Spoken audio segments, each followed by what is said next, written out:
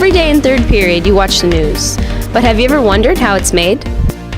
We come in every morning and we've got a show we got to put together, right? Like when we come in the morning, maybe we've got some segments ready for that show, but every show that we air every day is recorded that morning. So we've got to figure out what's ready to go on. Sometimes we got videos that are still being edited the morning of to get finished for that show. And we've got to figure out how it's all going to piece together.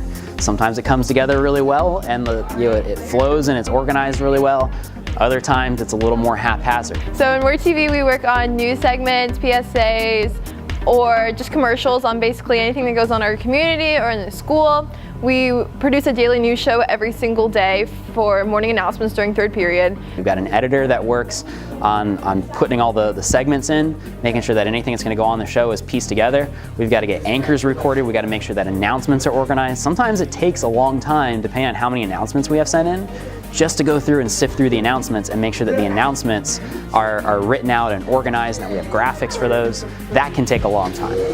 On top of that, we've got to do all of this in 2 class periods, and it's really difficult when you've got people changing halfway through. So we've got less than 2 hours to get a show put together, and our entire staff, most of our staff, changes halfway through that.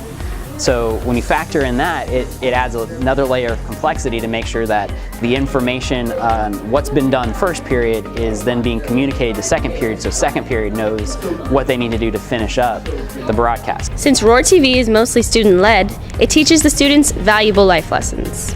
I feel like Mr. Patterson almost gives you complete control, which really teaches you some responsibility, which is a really great skill to have for high school. It's really helped with my social skills and talking to people and coming out of my shell and planning segments, planning commercials, and actually just time management also, because sometimes I have to stay late after school to help finish shows or something like that, so that really helps too. This has been Savannah Rodriguez for WROR-TV, signing off.